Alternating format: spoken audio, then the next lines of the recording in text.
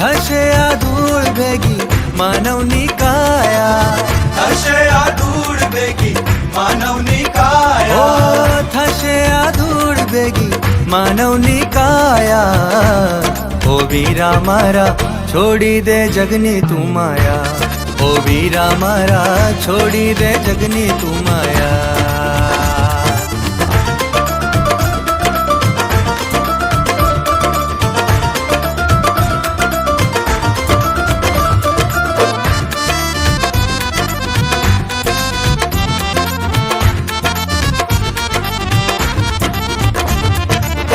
મૃત જગતની મૃત અભિલાષા, મૃત અભિલાષા, મૃત અભિલાષા, ઓ મૃત જગતની મૃત અભિલાષા, મૃત અભિલાષા, મૃત અભિલાષા.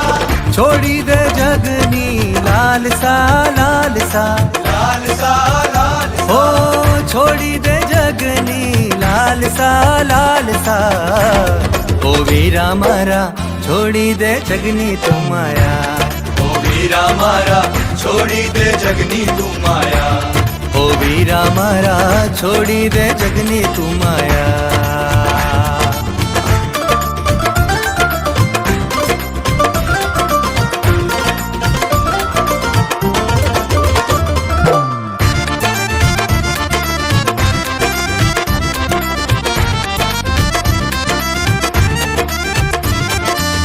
પાણી જગતના પાણી છે વલખા, પાણી છે વલખા, પાણી છે વલખા, ઓ પાણી જગતના પાણી છે વલખા, પાણી છે વલખા, પાણી છે વલખા. છોડી દે દિલની ગેલ છા ગેલ છા, ગેલ છા ગેલ ઓ છા, છોડી દે દિલની ગેલ છા ગેલ છા. ઓ વીરા મારા છોડી દે જગની તું માયા, ઓ વીરા મારા છોડી દે જગની તું માયા.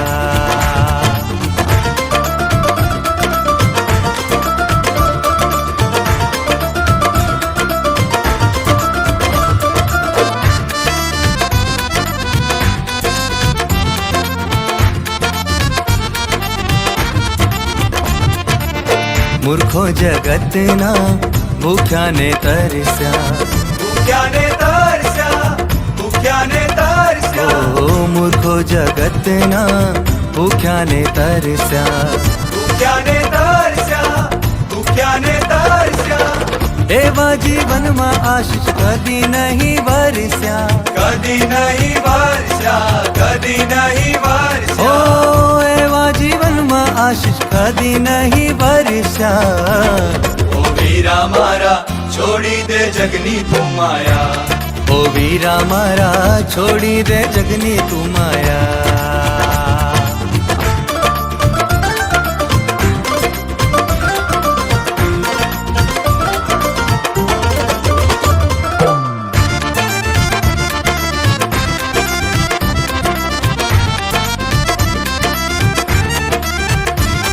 ઓ માર્ગ સત્ય જીવન ઈસુ છે, જીવન ઈસુ છે, જીવન ઈસુ છે, ઓ માર્ગ સત્ય જીવન ઈસુ છે, જીવન ઈસુ છે, જીવન ઈસુ ઓ છે.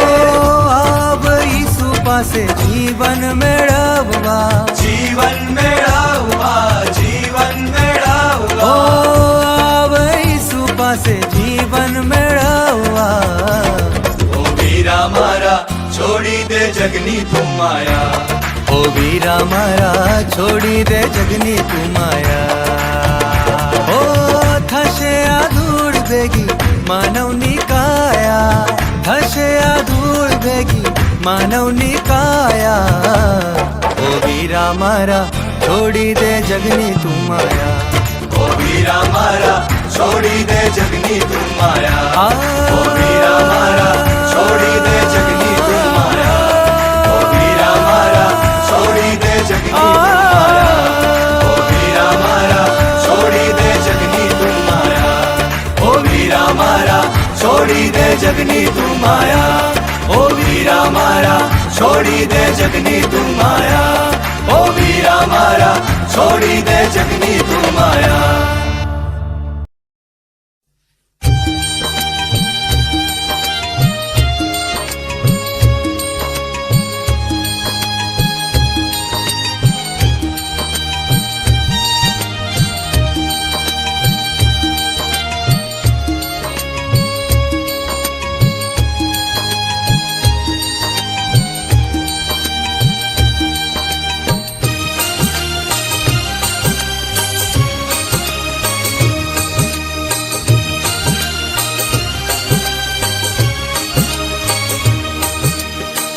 ભાઈ મને ભાગ્ય મળ્યા છે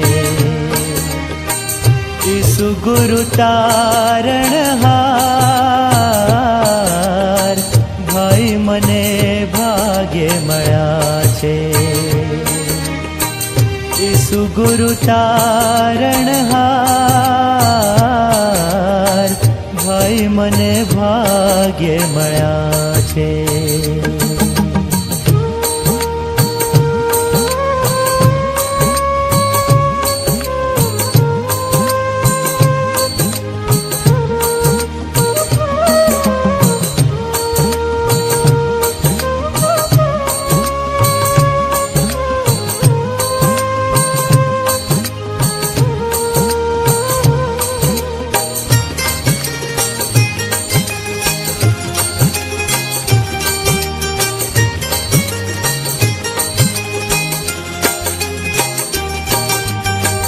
તન મન ધન મારા પ્રભુને અર્પું તેની જાઉં બલિહાર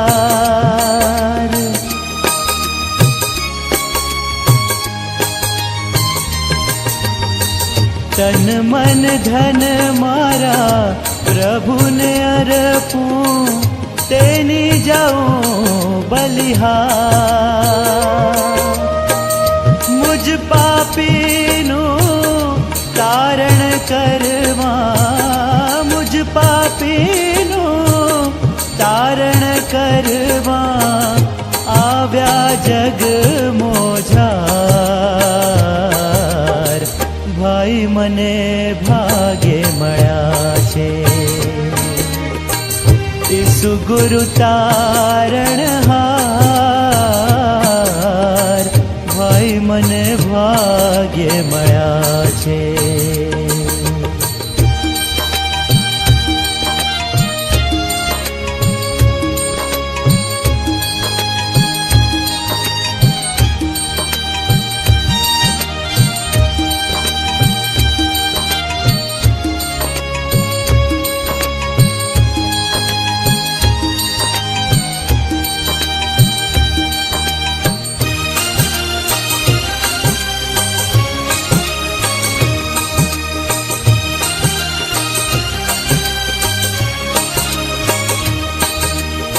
સ્વર્ગ છોડી પ્રભુ જગમાવ્યા ટાળવા કલંક કેરો ભાર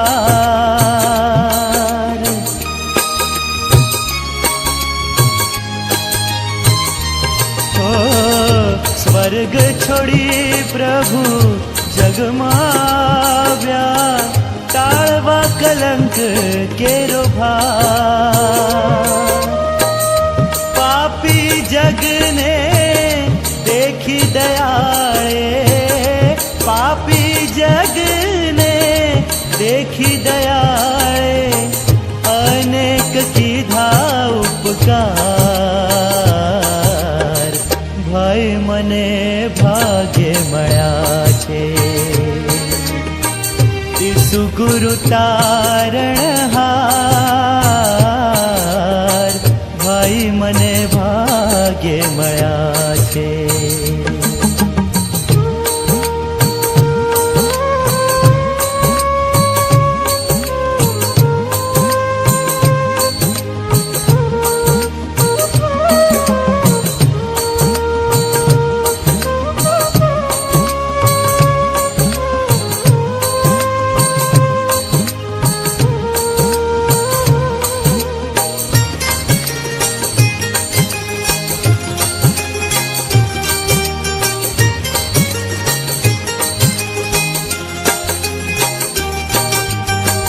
જે જન આશ ઈસુ પર રાખે તે પામશે ઉદ્ધાર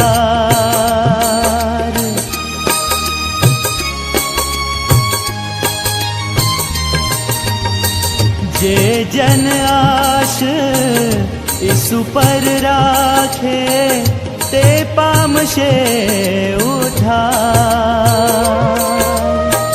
કહે વિશ્વાસી ગુરુ ગુણ ગાય કહે વિશ્વાસી દેશવાસી ગુરુ ગુણ ગાય ઈસુનો બોલો જયકાર. ભાઈ મને ભાગ્ય મળ્યા છે ઈસુ ગુરુ તારણહાર. ભાઈ મને ભાગ્ય મળ્યા છે ભાઈ મને ભાગ્ય મળ્યા છે ભાઈ મને ભાગ્ય મળ્યા છે. Good evening. સાંજની આ ખાસ બાઇબલ સ્ટડીમાં આપ સર્વનો પ્રભુ ઈસુ ખ્રિસ્તના નામમાં આવકાર કરું છું ને પ્રેમી સલામ પણ પાઠવું છું. સીએનએ ગુજરાત ડાયોસિસના બિશપ સાહેબ, ટેકનિકલ ટીમ કે જેમણે મને આ તક આપી તેમને માટે પણ ઈશ્વરનો આભાર માનું છું. પ્રાર્થનામાં જોડાઈએ, પ્રાર્થના કરીએ. પ્રેમાળ, પવિત્ર, મહાન ઈશ્વર, કદી પણ ન બદલાઈ જનાર અમારા માલિક, પાસે ન જઈ શકાય એવા પ્રકાશમાં ઉચ્ચ અને ઉન્નત રાજ્યાસન પર બિરાજમાન અમારા પ્રભુ, અમે તમારી આરાધના કરીએ છીએ. પ્રભુ, તમે ત્રિએક ઈશ્વર એટલે ઈશ્વર પિતા, ઈશ્વર પુત્ર, ઈશ્વર પવિત્ર આત્મા, તમે મહાન છો, તમે અજોડ છો, તમે પવિત્ર છો, તમારા ફરવાથી પડછાયો પણ પડતો નથી એવા ઈશ્વર તમે છો. પ્રભુ, નત મસ્તકે તમારી આરાધના કરીએ છીએ. પ્રભુ ઈસુ ખ્રિસ્ત માર્ગ, સત્ય તથા જીવન, જીવનનો દ્વાર, જીવનની રોટલી છે, માટે તમારું ભજન કરીએ છીએ. પવિત્ર આત્મા, બીજા સંબોધક, અમારી સાથે રહેનાર દેવ, તમારું ભજન કરીએ છીએ. આજના દિવસને માટે તમારો આભાર માનીએ છીએ. તમારી કૃપા, તમારી દયા, તમારી સલામતી તમે અમને પૂરા પાડ્યા અને સાંજના સમયે અમે તમારા બાળકો તરીકે તમારા ચરણોમાં બેસીને પ્રભુ અભ્યાસ કરીએ, તમારા વચનોનું મનન કરીએ એ અવસર તમે અમને આપ્યો છે, માટે આભાર માનીએ છીએ. પ્રભુ, પ્રાર્થના કરીએ છીએ આજના બાઇબલ અભ્યાસને તમે આશીર્વાદિત કરો અને પવિત્ર આત્મા તમે અમને મદદ કરો કે જેથી અમે તેની સારી અસરો ઉપજાવી શકીએ અને અમે તમને મહિમા આપી શકીએ. પ્રભુ ઈસુના નામમાં આમેન. પવિત્ર શાસ્ત્ર બાઇબલમાંથી પ્રભુના વચનોનું વાંચન કરીએ. નવા કરારમાં સંત યોહાનની લખેલી સુવાર્તા, તેનો 20મો અધ્યાય અને તેના 19મા વચનથી તે 29મા વચન સુધી વાંચીએ તથા સાંભળીએ. મારા બાઇબલ પ્રમાણે પૃષ્ઠ નંબર 112 પર સંત યોહાનની લખેલી સુવાર્તા, તેનો 20મો અધ્યાય અને તેના 19મા વચનથી તે 29મા વચન સુધી વાંચીએ. પ્રભુનું વચન આપણને આ પ્રમાણે જણાવે છે. ત્યારે તે જ દહાડે એટલે અઠવાડિયાને પહેલે દિવસે સાંજ પડીએ શિષ્યો જ્યાં એકઠા થયા હતા ત્યાંના બારણા યહૂદીઓના ભયથી બંધ કરવામાં આવ્યા હતા. ત્યારે ઈસુ આવ્યો અને તેઓની વચમાં ઊભો રહીને તેઓને કહે છે કે તમને શાંતિ થાવ. એમ કહીને તેણે પોતાના હાથ તથા કૂખ તેઓને દેખાડ્યા. માટે શિષ્યો પ્રભુને જોઈને હર્ષ પામ્યા. તેથી ઈસુએ ફરી તેઓને કહ્યું કે તમને શાંતિ થાવ. જેમ બાપે મને મોકલ્યો છે તેમ હું તમને મોકલું છું. એમ કહીને તેણે તેઓના પર શ્વાસ નાખ્યો અને તે તેઓને કહે છે કે તમે પવિત્ર આત્મા પામો. જેઓના પાપ તમે માફ કરો છો તેઓના પાપ માફ કરવામાં આવશે અને જેઓના પાપ તમે કાયમ રાખો છો તેઓના પાપ કાયમ રહે છે.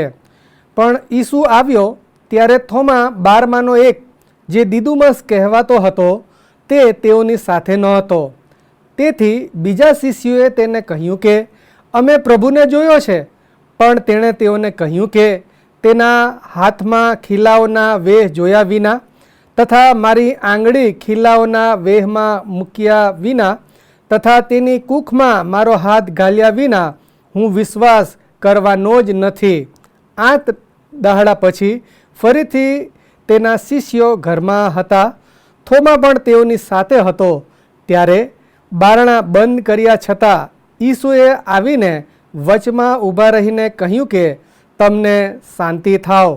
પછી તે થોમાને કહે છે કે તારી આંગળી અહીં સુધી પહોંચાડીને મારા હાથ જો અને તારો હાથ લાંબો કરીને મારી કૂખમાં ઘાલ અને અવિશ્વાસી ન રહે પણ વિશ્વાસી થા. થોમાએ ઉત્તર આપ્યો કે મારા પ્રભુ અને મારા દેવ. ઈસુ તેને કહે છે કે તે મને જોયો છે માટે તે વિશ્વાસ કર્યો છે. જેઓએ જોયા વિના વિશ્વાસ કર્યો છે તેઓને ધન્ય છે. આ પ્રભુનું વચન છે. તે વાંચવા તથા સાંભળવા દ્વારા પ્રભુ આપણને આશીષ આપો. આમેન. પુનરુત્થાન પામેલા પ્રભુ ઈસુ ખ્રિસ્તના દર્શનો અંતર્ગત જે દર્શનો પુનરુત્થાન પામીને પ્રભુ ઈસુ ખ્રિસ્તે આપ્યા, તેમાં થોમાને આપેલું દર્શન અને અગાઉ આપણે વાંચ્યું તે પ્રમાણે શિષ્યોને દર્શન આપ્યું, એની નોંધ બાઇબલમાં લખવામાં આવી છે. અને પ્રભુ ઈસુ ખ્રિસ્તના પુનરુત્થાન પછીના દર્શનોનો બહુ મહત્ત્વનો સંદેશો આપવામાં આવેલો છે કે જે આપણા વિશ્વાસને વધારે મજબૂત કરે છે. થોમાનો જન્મ પ્રથમ સદીમાં થયો હતો એવું અભ્યાસકો કહે છે. અને સ્લો ટુ બી શ્યોર, માનવામાં ધીમો અથવા ખાતરી કરવામાં ધીમો, એવું પણ એના વિશે લખવામાં આવ્યું છે. સ્લો ટુ સરેન્ડર એવું પણ કહેવામાં આવ્યું છે, જેનો અર્થ થાય છે આધીન થવામાં ધીમો. પ્રભુ ઈસુ ખ્રિસ્ત યોહાનની લખેલી સુવાર્તા 20મો અધ્યાય અને 19મા વચનથી તે 23મા વચન સુધી જ્યારે શિષ્યોને દર્શન આપે છે ત્યારે થોમા હાજર હોતો નથી. અને આ શિષ્યો એ યહૂદીઓના ભયથી બંધ કરવામાં આવેલા ઓરડાની અંદર હતા. અને એવા સમયે, સાંજના સમયે પ્રભુ ઈસુ ખ્રિસ્ત તેઓને દર્શન આપે છે અને કહે છે તમને શાંતિ થાવ. આ આખા દર્શનમાં શિષ્યોના ભયમાં, શિષ્યોની દ્વિધામાં, યહૂદીઓના ધાક અને ભયને કારણે જે માનસિક પરિસ્થિતિ, અચોક્કસતા અને અનિશ્ચિતતાના સમયમાં હવે શું થશે, એમાં ઈસુનું આ દર્શન શિષ્યોને માટે બહુ મહત્ત્વનું હતું. અલબત્ત મગદલાની મરિયમે શિષ્યોને ઈસુના પુનરુત્થાનની વાત કરેલી, પણ તેઓ ન સમજી શક્યા, ન માન્યું. એની નોંધ બાઇબલમાં માર્કની લખેલી સુવાર્તા તેનો 16મો અધ્યાય અને તેના 11મા વચનમાં લખવામાં આવ્યું છે, પૃષ્ઠ નંબર 53 પર. તે જીવતો છે ને તેના જોવામાં આવ્યો છે. મરિયમનો આ આખો પ્રસંગ છે. એ સાંભળીને તેઓએ માન્યું નહીં. હવે પ્રભુ ઈસુ ખ્રિસ્ત શિષ્યોને દર્શન આપતા ખાતરી કરાવે છે અને એમ આ દર્શન શિષ્યોને માટે તેઓના જીવનની જે આવી ગંભીર પરિસ્થિતિ હતી એના સંદર્ભમાં, ભયના સંદર્ભમાં, મુશ્કેલીને હવે શું થશે એવી પરિસ્થિતિમાં આ દર્શન બહુ મહત્ત્વનું હતું. અને 24માં લખવામાં આવ્યું છે, પણ ઈસુ આવ્યો ત્યારે થોમા 12માંનો એક, જે દિદુમસ કહેવાતો હતો, તે તેઓની સાથે ન હતો. 24માં વચનમાં પ્રથમ પણ શબ્દ લખ્યો છે, પણ એનો મતલબ એવો થયો કે 19 થી 23 એક સૂત્રતાની અંદર જતો પ્રસંગ હવે એક વળાંક લે છે. અને એ બહુ મહત્વનો શબ્દ છે. પણ, તેથી, અને, પરંતુ, અને આ જે વ્યાકરણના શબ્દો છે એ આખા ભાગને જુદી રીતે સમજવાને માટે, એક સૂત્રતા જાળવી રાખવાને માટે આપણને મદદ કરે છે. એનો મતલબ થયો કે શિષ્યોને દર્શન આપ્યા પછી આ એક નોંધ લખવામાં આવી છે કે આ પ્રસંગની અંદર એ દિદોમસ જે થોમા છે તે હાજર ન હતો. એવું કહી શકાય કે આ સંગતની અંદર ન હતો, આ ઘરની અંદર ન હતો. કોઈ કારણોસર હશે, આપણને ખબર નથી, પરંતુ પુનરુત્થાન પામેલા પ્રભુ ઈસુ ખ્રિસ્તના મહત્વના પ્રસંગને એ ચૂકી જાય છે અને એટલા માટે સમૂહમાં રહેવાને બદલે એ એકલો થઈ ગયો હોય એવું આપણને લાગે છે. એટલા માટે તેના મિત્રો ને શિષ્યો અને તેના શિષ્યગણ તેની સાથે ન હતા એવું આપણને દેખાઈ આવે છે. પુનરુત્થાન પામેલા ઈસુના દર્શનથી એ અલિપ્ત રહે છે અથવા તો એને એ લાહવો મળતો નથી ઈસુને જોવાનો, મળવાનો. અને ઘણી બધી વખતે એકલતા એ માણસને કોરી ખાય છે. ઘણી બધી વખતે એકલતાને કારણે માણસ નિરાશા, હતાશા અને ન ભરવાના પગલાં તે ભરી લે છે. એકલતા અને આ એકલતાને કારણે ઘણા બધા પ્રશ્નો આ દિવસોમાં આપણને જોવા મળે છે. ઘણા બધા માણસોની વચમાં પણ માણસ એકલો હોઈ શકે છે અને એટલા માટે આપણે યાદ રાખીએ કે પ્રભુના બાળકો તરીકે ઈશ્વર સાથેનો સંબંધ, ઈશ્વર સાથેના સંગતના આશીર્વાદોથી આપણે ક્યાંક અલિપ્ત ન રહીએ અને ઈશ્વરની સંગત કે જે આપણે આપણા પ્રભુના આપેલા વચન દ્વારા રોજ પ્રભુના વચન દ્વારા આપણે સંગત કરીએ છીએ, પ્રભુની વાણી સાંભળીએ છીએ, આપણે પ્રાર્થના કરીએ છીએ, આપણે મનન કરીએ છીએ, આપણી સેવાઓ કરીએ છીએ અને પ્રભુ મંદિરમાં પ્રભુના ચરણોમાં બેસીને પ્રભુના આશીર્વાદ મેળવવાનો આપણે પ્રયત્ન કરીએ છીએ. કહેવાની મતલબ છે કે આપણે આપણી જાતને અલિપ્ત ન રાખીએ. પ્રભુનું ઘર કદી છોડવું નહીં, પ્રભુનું વચન કદી મૂકી દેવું નહીં. પ્રભુના બાળકો તરીકેનું ખ્રિસ્તી જીવન એ સંગતનું જીવન છે અને એટલા માટે એ વિશ્વાસીઓની સંગત અને પ્રભુની સંગત કદી ન ચૂકવી એ આપણને શીખવા મળે છે. અને એના વિશે થોમા વિશે બીજી નોંધ પણ લખવામાં આવી છે. યોહાનની લખેલી સુવાર્તા તેનો 11મો અધ્યાય અને તેના 16મા વચનમાં એવું લખ્યું છે, ત્યારે થોમા જે દિદુમસ કહેવાય છે તેણે પોતાના શિષ્ય બંધુઓને કહ્યું કે આપણે પણ જઈએ અને તેની સાથે મરી જઈએ. યોહાન 11 અને 16.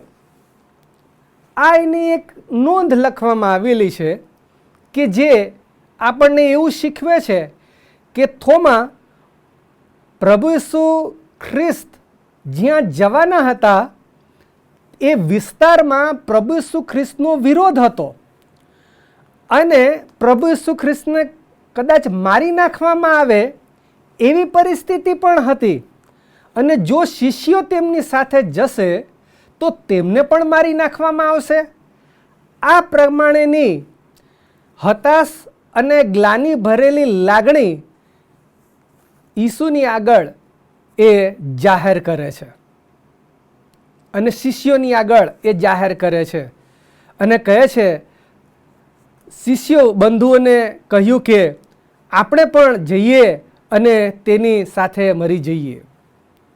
આ બહુ મહત્વની વાત લખવામાં આવેલી છે અને આ તો આપણને એ પણ જોવા મળે છે કે તેના શબ્દો મહાન વિશ્વાસ અથવા હિંમત નહીં પણ નિરાશાનો નમૂનો હતો.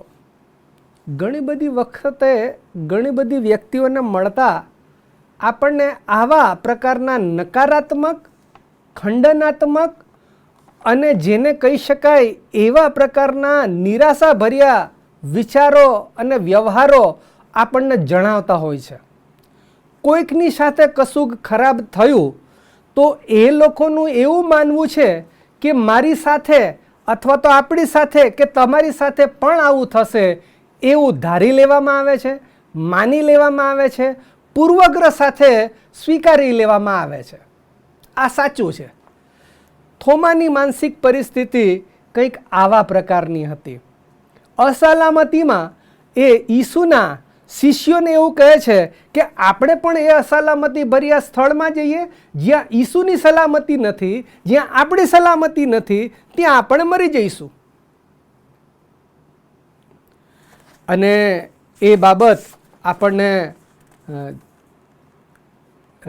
બતાવે છે કે આપણે સાવધ રહીએ.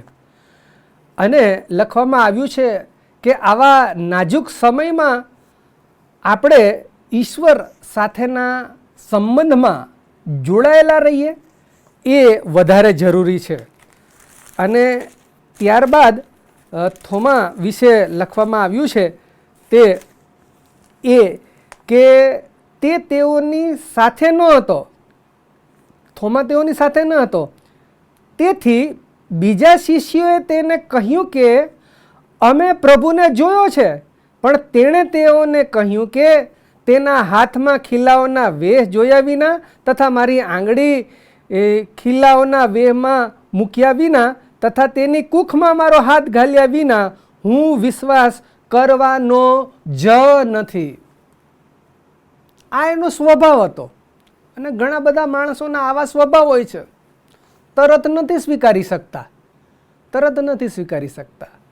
અને એટલા માટે અહીંયા આગળ બીજી વખતે પ્રભુ ઈસુ ખ્રિસ્ત દર્શન આપતા, શિષ્યોની સાથે દર્શન આપતા, હવે સીધું 8 દહાડા પછી શિષ્યો ઘરમાં હતા ત્યારે થોમાની સાથે પ્રભુ સીધો વ્યવહાર કરે છે અને કહે છે, પછી તે થોમાને કહે છે કે તારી આંગળી અહીં સુધી પહોંચાડીને મારા હાથ જો.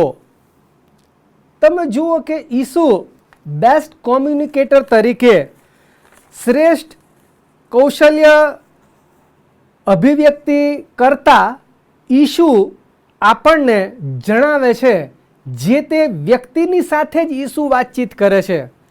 એનો મતલબ એવો થયો કે પ્રભુ ઈસુ ખ્રિસ્ત બેસ્ટ કોમ્યુનિકેટર તરીકે આપણે જોઈએ છે. યોગ્ય વ્યક્તિની સાથે, જેને જરૂર હતી એની સાથે, જેના જીવનમાં કંઈક તકલીફ હતી એની સાથે ઈસુ સીધો વ્યવહાર કરે છે. અને આ ઈસુની અભિવ્યક્તિ કરવાની કૌશલ્ય, અભિવ્યક્ત કરવાનું કૌશલ્ય ઈસુનું આપણને જોવા મળે છે. એ બેસ્ટ કોમ્યુનિકેટર હતા, શ્રેષ્ઠ વિચાર વિનિમય કરતા હતા, એ આપણને જોવા મળે છે. અને સીધા થોમાની સાથે વાર્તાલાપ કરતા એ ખાતરી આપે છે, એને બતાવે છે. અને પછી ઈસુ એના અવિશ્વાસના પાપને દૂર કરે છે. એ સંદેહ હતો, એ કચવાટ અનુભવતો હતો. અને હવે ઈસુ રૂબરૂ આવીને સદેહ શરીર સાથે એને ખાતરી પમાડે છે. ખ્રિસ્ત ઈસુમાં વિશ્વાસી ભાઈ બહેનો, પ્રભુ આપણને રોજ ખાતરી આપે છે. એના વચન દ્વારા, એ પ્રાર્થના દ્વારા, એમની સંગત દ્વારા, એ પ્રભુના ઘરમાં જવા દ્વારા પ્રભુ આપણને રોજ શીખવે છે. આપણા વિશ્વાસના પાપને દૂર કરે છે. આપણા એવા પાપોને દૂર કરે છે કે જે આપણને જરૂર છે. એ જરૂર છે. થોમા એના જીવનના અવિશ્વાસના પાપને લઈને ઈસુ એની સાથે સીધો વ્યવહાર કરે છે. અને પ્રભુ એ પાપીઓને ધિક્કારે છે, પાપીઓનો સ્વીકાર કરે છે, પાપને ધિક્કારે છે અને પાપી સ્વભાવવાળા માણસને સ્વીકારે છે. એ આપણે અહીંયા આગળ જોઈએ છે. અને પ્રભુ ઈસુ ખ્રિસ્ત એની નબળી બાબતને, એના અવિશ્વાસને એ દૂર કરે છે. અને ઈસુએ માળુપણે તથા ધીરજપૂર્વક થોમા સાથે વાતચીત કરી. એક ગુરુ તરીકે, એક રાબ્બી તરીકે પ્રભુ ઈસુ ખ્રિસ્તનો શિષ્યો સાથેનો સંબંધ આપણને જોવા મળે છે. અને એ પ્રભુ ઈસુ ખ્રિસ્તનું શ્રેષ્ઠ પાસું આપણને અહીંયા આગળ જોવા મળે છે. ઈસુ થોમાની સાથે વાતચીત કરે છે, વ્યવહાર કરે છે, શબ્દોની આપલે કરે છે, લાગણીઓની આપલે કરે છે, એના અવિશ્વાસને દૂર કરવાનો પ્રયત્ન કરે છે અને એના જીવનમાં જે ખૂટતી કડી હતી, એના જીવનમાં કંઈક ખાલીપો હતો, એના જીવનની અંદર કંઈક તકલીફ હતી, ઈસુ એને યોગ્ય કરે છે. અને પછી 28માં વચનમાં લખવામાં આવ્યું છે, થોમાએ ઉત્તર આપ્યો કે મારા પ્રભુ અને મારા દેવ. મારા પ્રભુ અને મારા દેવ. શું હતું આ વાક્યમાં? થોમાનું પ્રાયશ્ચિત, થોમાનો અવિશ્વાસનો જે પાસું હતું હવે એ યોગ્ય થઈ ગયું છે અને ઈસુને જોવા દ્વારા એના અવિશ્વાસની અંદર જે ધડખમ ફેરફાર ઈસુના શબ્દ દ્વારા ને ઈસુના હાથ દ્વારા ને ઈસુએ આપેલા ખાતરી દ્વારા એના અવિશ્વાસને દૂર જ્યારે થતું જુએ છે ત્યારે એના હૃદયના આ ઉદ્ગારો હતા કે મારા પ્રભુ ને મારા દેવ. દેવ તરીકે થોમાની આ કબૂલાત હતી. એથી વિશેષ ઈસુ ખ્રિસ્ત દેવ છે, આ એની કબૂલાત હતી. અને આ તો વિશ્વાસનામાનો પાયો હતો જે જાહેર કરે છે. ઈશ્વર વિદ્યાની દ્રષ્ટિએ બહુ મહત્વનો સંદેશો આ જગ્યાએ સમાયેલો છે. મારા પ્રભુ ને મારા દેવ, એનો મતલબ એવો થયો કે ઈસુ ખ્રિસ્ત દેવ છે, એની કબૂલાત અને જાહેરાત એ થોમા આ સ્થળે કરે છે અને વિશ્વાસમાં દ્રઢ બન્યો અને વિશ્વાસનામું કબૂલ્યું અને ઈસુ ખ્રિસ્ત પ્રભુ છે. પ્રભુ ઈસુ ખ્રિસ્ત સાચા ઈશ્વર છે. એમણે મને દર્શન આપ્યું છે, એમણે મારા સંદેહને, એમણે મારા અવિશ્વાસના પાપને દૂર કર્યું છે. એની ખાતરી આપણે જોઈ શકીએ છીએ. અને જ્હોન બોયઝે થોમાના જીવન વિશે કહ્યું છે, તેણે નિહાળ્યા હતા તેવા ઘાઓ દ્વારા તેણે જે નિહાળ્યું ન હતું તેવા ઈશ્વરત્વને કબૂલ કર્યું હતું. આ એનું કથન હતું. તેણે નિહાળ્યા હતા તેવા ઘાઓ દ્વારા તેણે જે નિહાળ્યું ન હતું તેવા ઈશ્વરત્વને કબૂલ કર્યું હતું. આ થોમાના જીવનની મહત્ત્વની બાબત આપણને શીખવા મળે છે. અને આપણે જાણીએ છીએ તે પ્રમાણે ભારતમાં થોમા આવ્યો હતો અને એણે જુદી જુદી 8 મંડળીઓની સ્થાપના કરી હતી અને તેમના નામ આ પ્રમાણે છે: કોંડુંગલુર, કોલમ, નિર્નમ, કોંડુમંગલમ, કોટાકયલ, નીલકલ, પલપુર, થિરુવિધનકોટની અડધી મંડળી, કુલ 8 મંડળીઓની તેણે પ્રભુ ઈસુ ખ્રિસ્તના શાહી આદેશને જાહેર કરીને મંડળીની સ્થાપના કરી હતી. અને ભારતમાં થોમાને લઈને 3 પ્રણાલિકાઓ આજ દિન સુધી પ્રચલિત છે. નંબર 1 માલાબાર પ્રણાલિકા, આલ્દિલિયન પ્રણાલિકા અને માયલાપોર પ્રણાલિકા. આ 3 પ્રણાલિકાઓ બહુ જ પ્રચલિત ભારતમાં થોમાને લઈને છે. ખ્રિસ્ત ઈસુમાં વિશ્વાસી ભાઈ બહેનો, થોમાના આ ઈસુના દર્શનના મહત્ત્વના પાસાઓ જે શીખવા મળે છે તે તો એ કે પ્રભુ આપણા જીવનને જાણે છે. પ્રભુ આપણી વ્યસ્તતા, પ્રભુ આપણા કાર્યોમાં, પ્રભુ એમની રીતે કાર્ય કરે છે. આપણા અવિશ્વાસને પ્રભુ દૂર કરે છે. આપણી ત્રુટીઓ, આપણી ખામીઓ, આપણી નબળાઈઓની એમની રીતે ખાતરી આપીને, શાંતિ આપીને, દર્શન આપીને, અહેસાસ કરાવીને એ ખાલી જગ્યા પ્રભુ પૂરે છે. થોમા એ સંગતથી દૂર હતો. પહેલા ભાગમાં આપણે જોયું તે પ્રમાણે. કયા કારણો હશે આપણને ખબર નથી, પણ એ ઈસુના દર્શનને ચૂકી ગયો.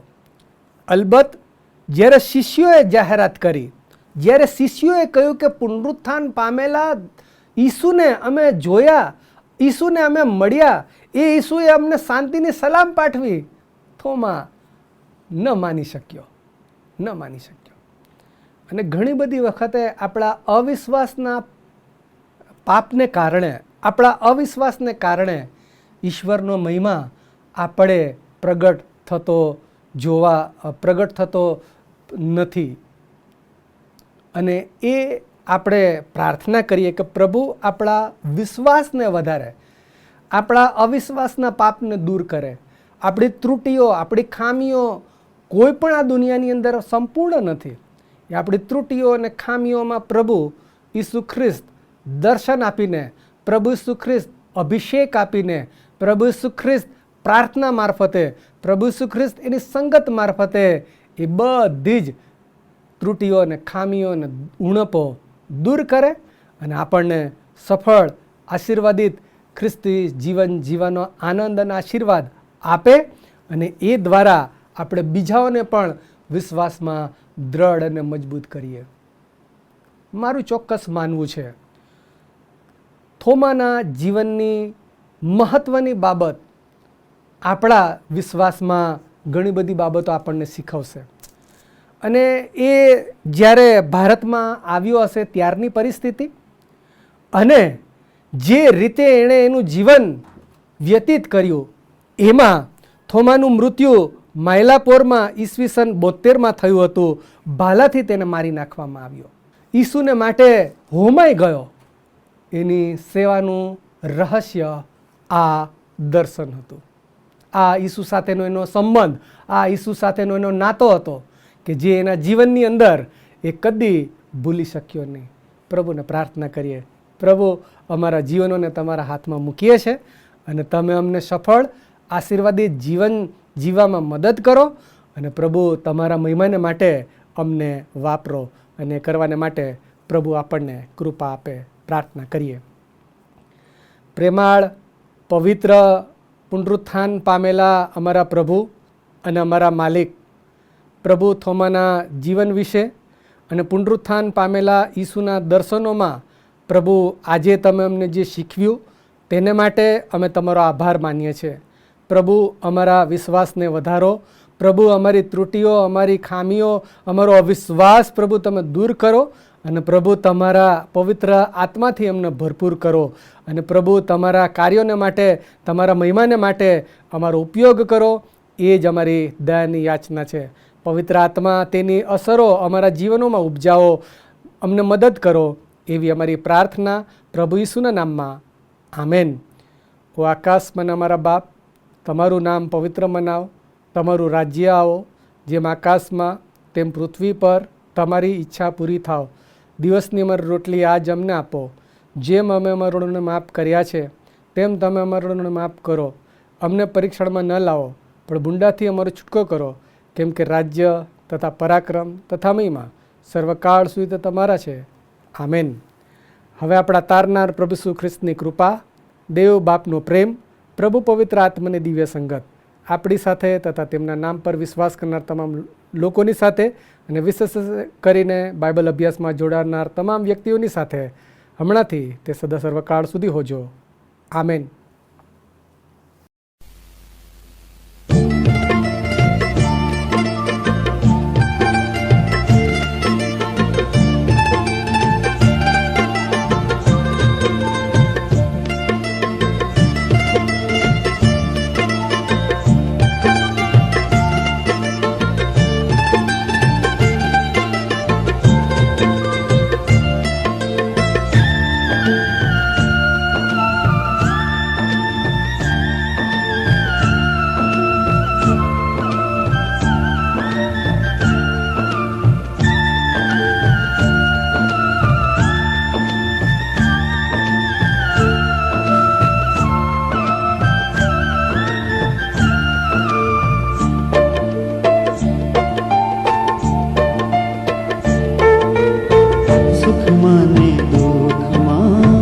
ધકધકતા ધૂપમાં રહેજો સંગાથ મારા હે પ્રભુ.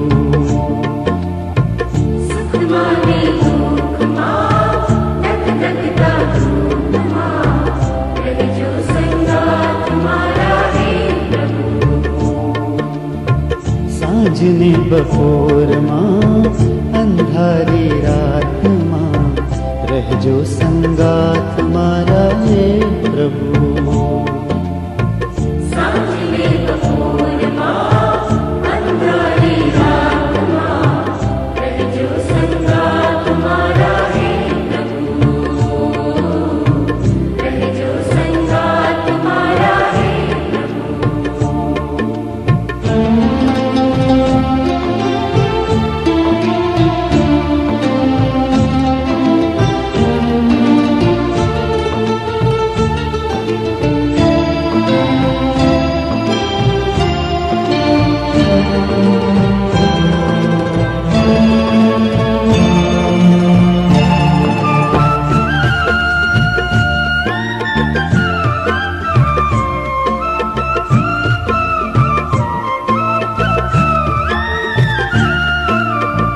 જીવનની હોડમાં કાળની આ દોડમાં શોધું છું એક સતવારો રે.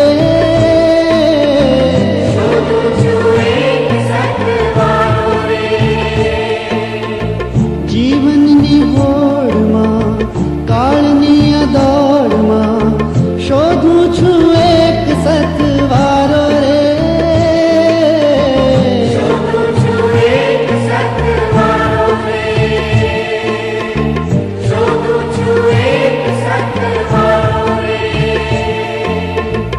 જીવનની ભીડમાં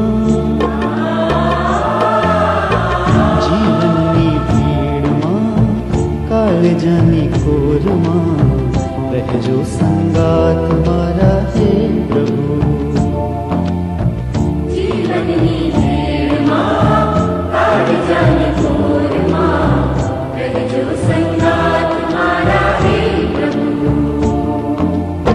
સુખમાં ને દુઃખમાં ધક ધકતા ધૂપમાં રહેજો સંગાત મારા હે પ્રભુ.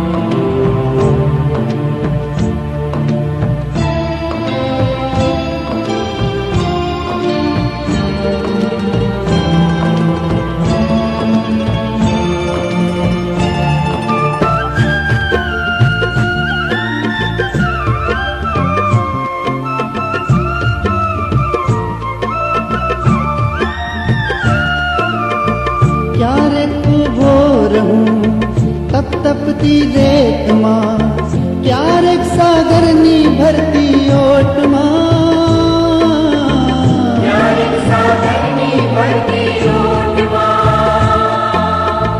ક્યારેક ઉભો રહું તપ તપતી રેતમાં, ક્યારેક સાગરની ભરતી ઓટમાં.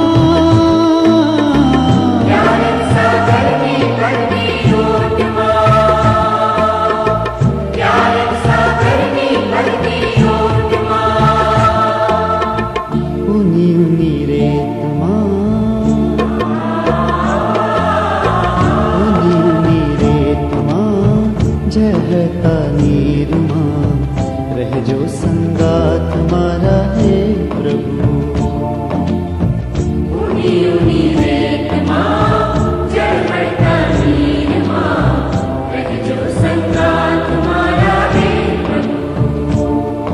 ઓ સુખમાં ને દુઃખમાં ધક ધકતા ધૂપમાં રહેજો સંગાત મારા હે પ્રભુ.